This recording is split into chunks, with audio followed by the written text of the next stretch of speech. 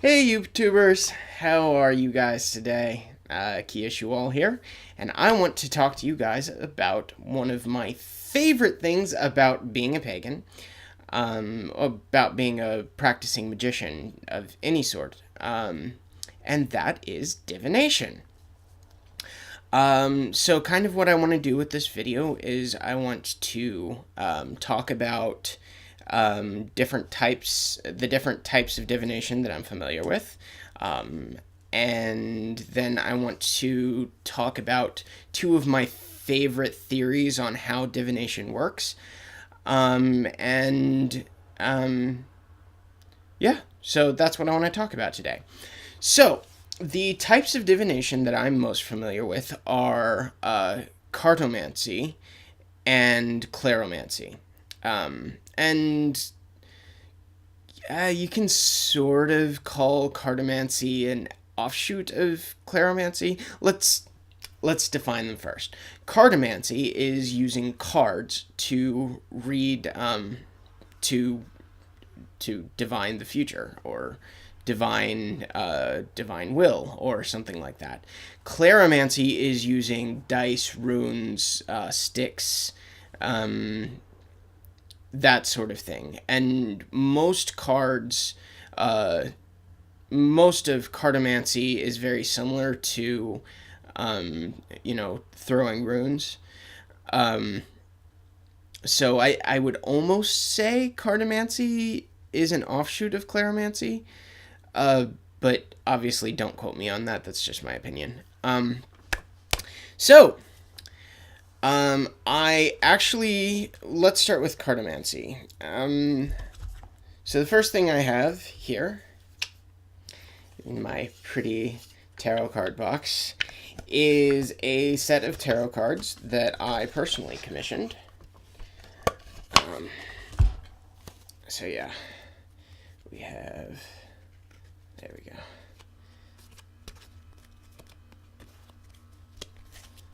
Let's see, what are the ones I'm most proud of? The death card. There we go. So yeah, I commissioned a local artist to make these for me and use symbols that meant something to me. Like when I was a kid, I really liked pirates, and so I actually designed my own Jolly Roger, as you do. And this is actually the Jolly Roger that I designed. And so, yeah. Anywho, so I know a little bit about reading tarot cards. I haven't, by any stretch of the imagination, memorized them enough to actually do a reading just off the cuff. I have to have my my little white book. Yeah.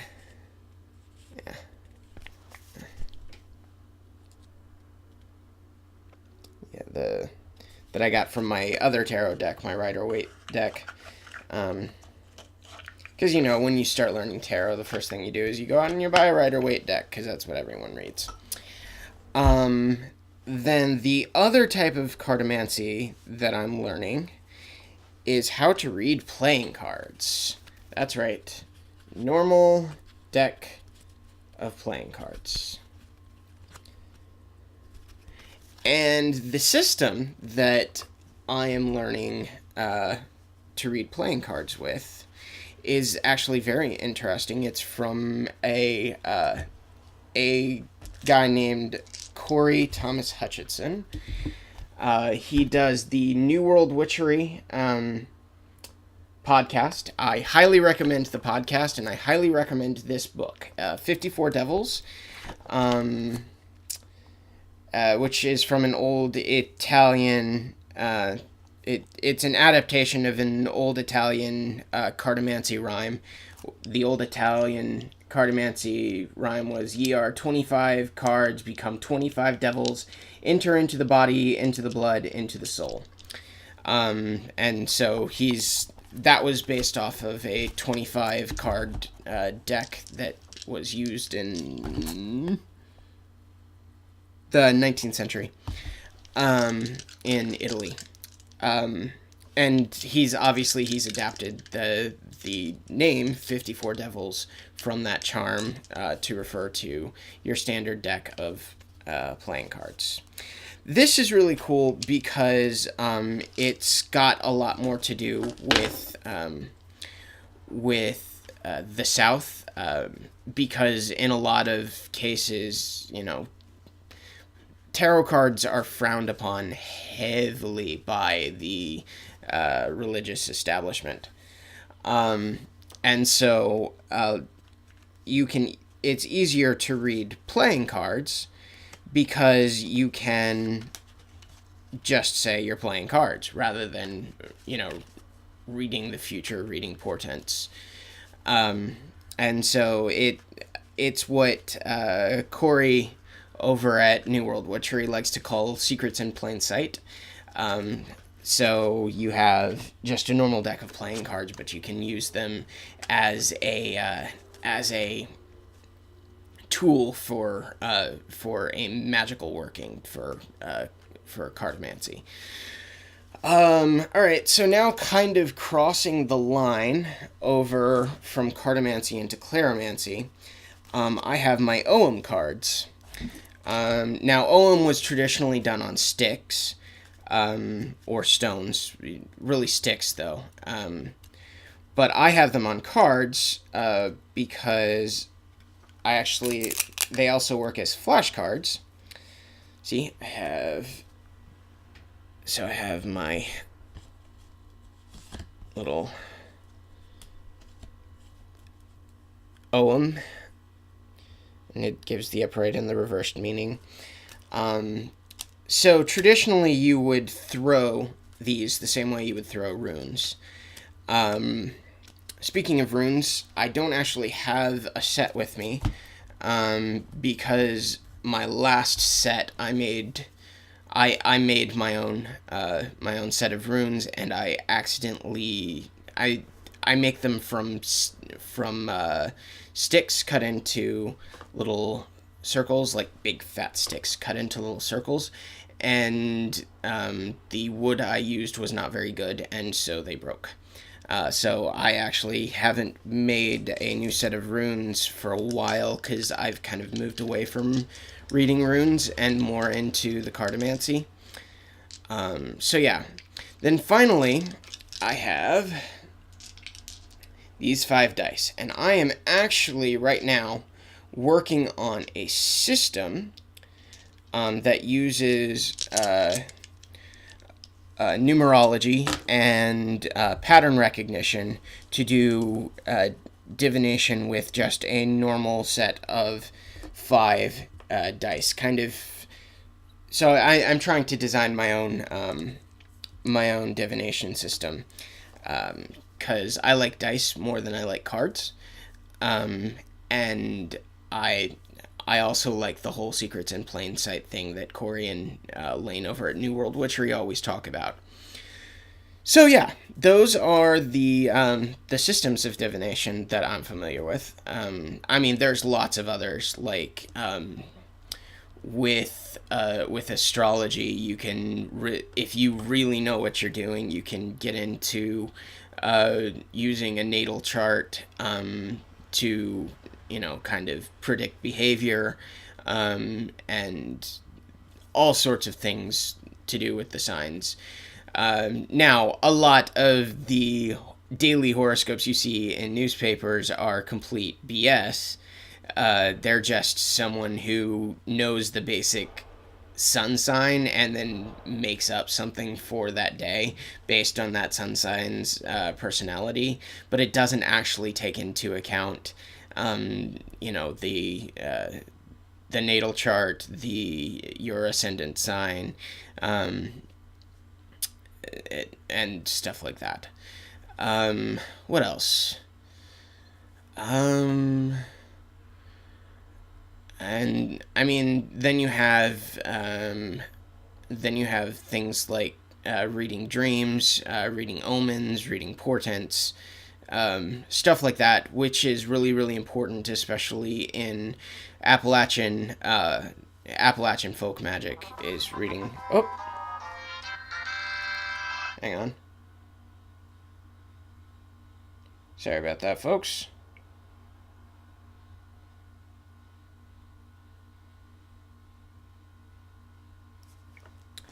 I'll probably try and edit that out. Maybe.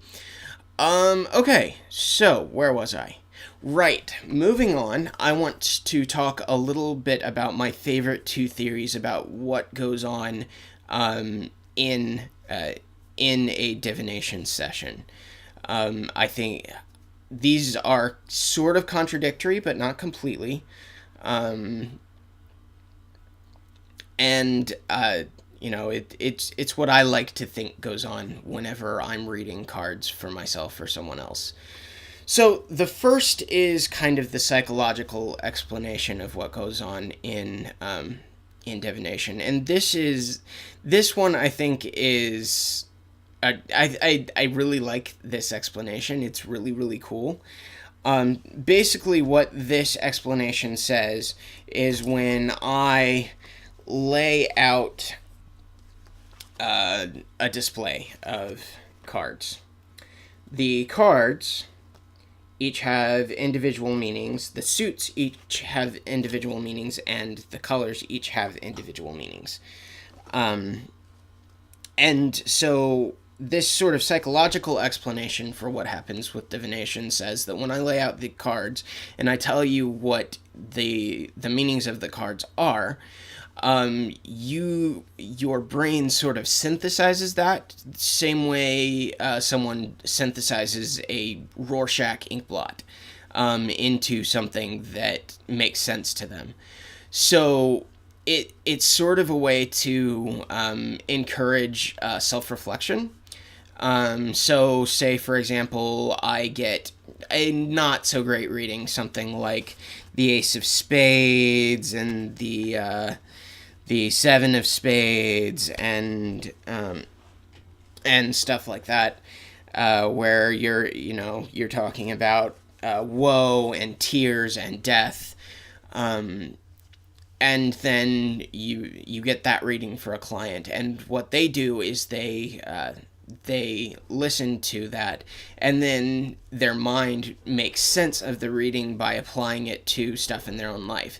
So death could mean that something in their life is coming to an end, and so they attach onto that, and the tears may mean that they're sad because this thing is ending, or someone else is sad because this thing is ending. Maybe there are other cards that suggest that maybe they're happy, but as you can see, what they're doing is they're projecting something in their own life onto this reading based on the meanings of the symbols as the reader explains them to the Inquisitor.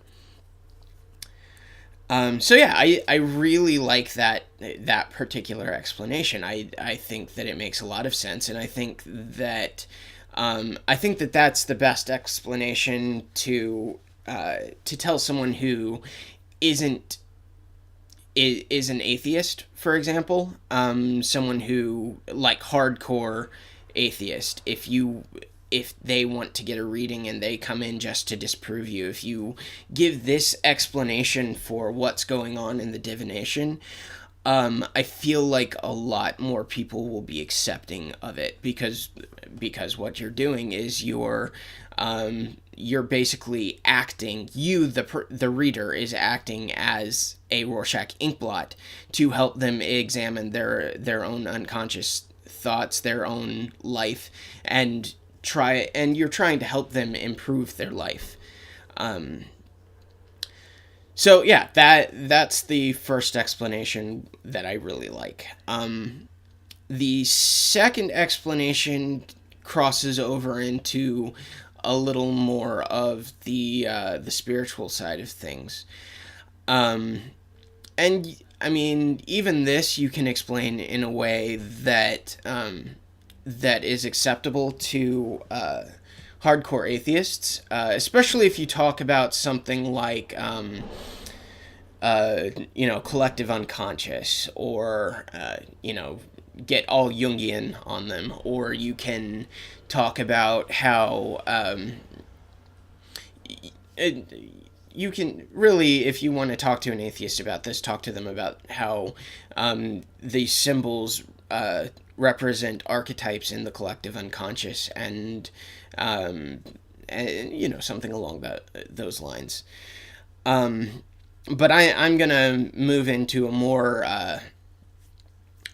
to a more spiritual explanation, and the more spiritual explanation is that the reader becomes a conduit for fate.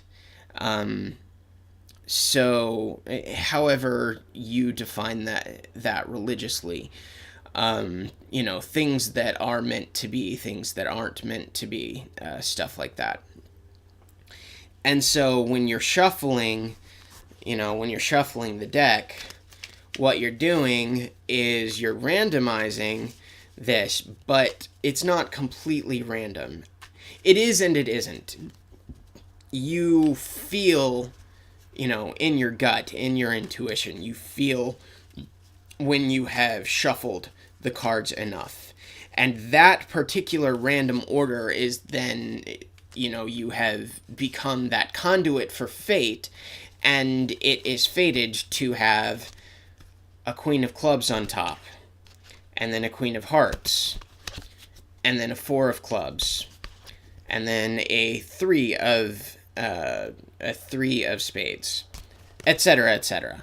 So while, yes, you are randomizing it, the amount of time you spend randomizing it is predestined by your intuition, which is how you become that conduit for fate. So then you get a pattern, and then you read the pattern, and again, your reading and your interpretation becomes a conduit for fate as well. So yeah, those are my two favorite explanations of what goes on in divination. I hope that you guys enjoyed this. If you like my videos, please like my videos on YouTube, so I can, and put out the word, tell your friends, and I will see you all next time. Peace. Akia out.